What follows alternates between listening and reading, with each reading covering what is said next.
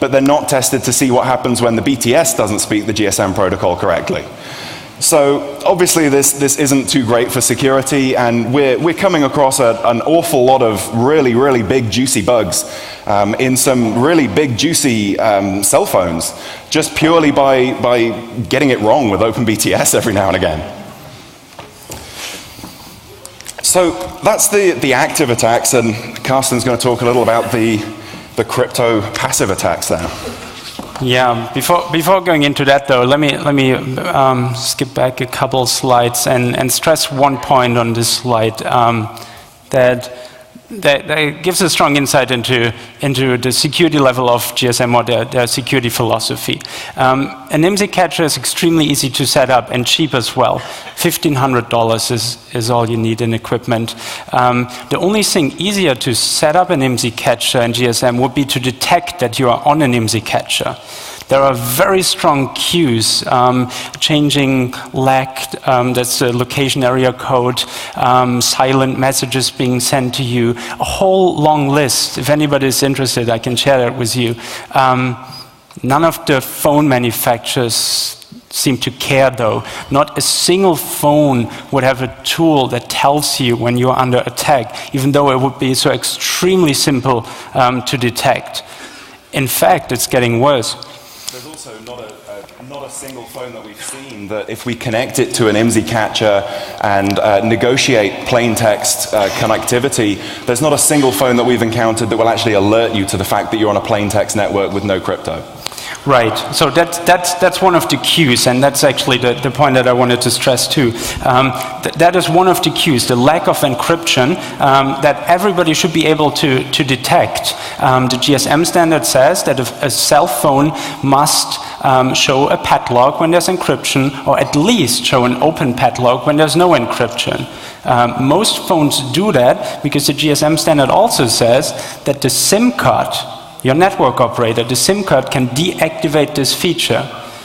And most every network operator chooses to hide the fact from you whether or not you're under attack. It's a single bit on the SIM card that I could simply set, and we have seen random SIM cards that have this, that would allow you to see whether you're under attack or not. But most everybody chooses not to. So there's a whole conspiracy here, but among the network operator and the handset manufacturer and pretty much everybody involved trying to hide from you when you're under attack, which I think sets the baseline security pretty low to begin with. So everything, all the advanced crypto attacks we're going to talk about now are to be seen in this context of an already low security level. But yeah, let's get into the fun stuff. Cracking what the GSM Association up until this summer claimed as their #1 security feature. They don't anymore. I'll get to that in a little bit. Their encryption function, A51, a 20-year-old encryption function. It uses a small enough key, which makes it vulnerable to pre-computation attack. The attack generally works something like this. You have the equivalent of a phone book, a data set with 2 columns. One column in this case being the data you observe over the air, the other column being the secret key that was used to generate that packet you see over the air. If you have a complete phone book, you can take any data from that you observed on the air and look up in this phone book the secret key that was used in generating it. Even though A51 uses a small key, it's not small enough to actually compute this phone book and store it in its entirety. It's a couple petabyte, and if you were to straightforward just crunch through all the keys, you'd need tens of thousands of years, pretty much. Still, there's optimizations. Philip Oechslin, who was speaking here before, contributed a couple of ideas, and there's a whole research stream piling up ideas on how to do pre-computation attacks better, the so-called time memory trade-offs. And now, for the next couple of slides, I'll mostly speak about two things: how to compute this codebook much faster, and how to store it much smaller to make this attack actually practical. We have done almost no of the computation work ourselves. Let me give that as a disclaimer, but this was a complete community effort. Some of you might have seen our talk at the HAR conference, our ad hoc talk. Nobody had told me that I was supposed to give the talk, and I was trying for days to find a person that did similar research to me. So yeah, we had an ad hoc talk at the HAR conference where we kicked off this research, and since dozens of people have helped us compute these tables. And here's our approach, how we got these tables to be fast to compute and small to store. Of course, first we need to port A51 to highly optimized hardware. Since we wanted to keep it as cheap as possible, our primary targets were graphic cards. CUDA from NVIDIA and Brook from ATI graphics cards. Turns out they're much, much faster, or at least more energy efficient than CPUs. We then had to find a way of storing all that data smaller, and we used an approach called the rainbow tables, something Philip mentioned before. And finally, we needed volunteers to crunch through all these computations and compute the tables, some of which have already shown up on the local FTP network, and we hope to see more. I bet a couple of you brought stacks of them. So let me walk you through the different steps. First of all, we needed to optimize A51, which we saw was a trivial task since it's a crypto function, and people are generally good about optimizing crypto functions for brute forces, so they can try all keys as fast as possible.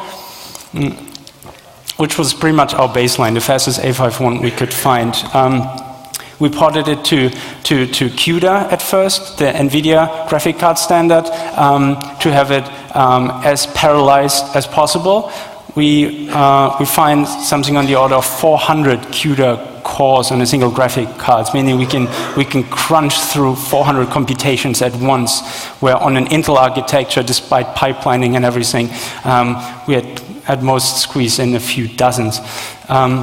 FPGAs are even more optimal, but we didn't at first have much access to FPGAs, and we're lacking FPGA programmers in the later stages of this. I'll get back to FPGAs on one of the later slides. We still need help with FPGAs, but now in a different part of this project.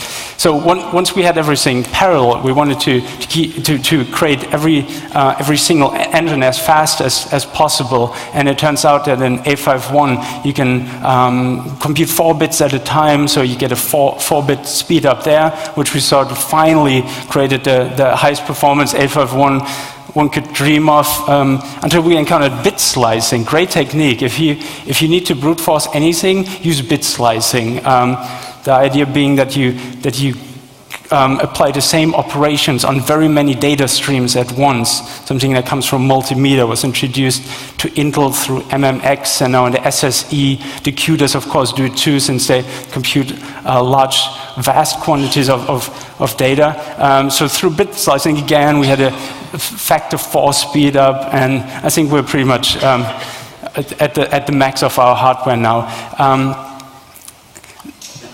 We initially thought we needed 6 months on something like 100 computers with graphic cards. We got that down to 3 months on 40 computers, and I think we computed all these tables that we set out to compute. We certainly have enough to decrypt A51 calls with a very high probability if the call is long enough, but we want to make it as efficient as possible, of course. So at the end of this conference, we'll know for sure, and there will be a workshop where we test this. So for the next couple of days, we asked you who brought tables to, well, please first sort them to store them more efficiently. The tools have just been posted to the website, and then upload them to the local FTP servers. I've already seen a couple, so people have started uploading to the FTP servers, including torrent files. Thank you very much. That is very helpful, so that people that take them home can keep sharing them. But we'd like more tables. So send as many tables through the local FTP servers and mirror them as much as possible up until Tuesday evening. We'll then collect them all and and do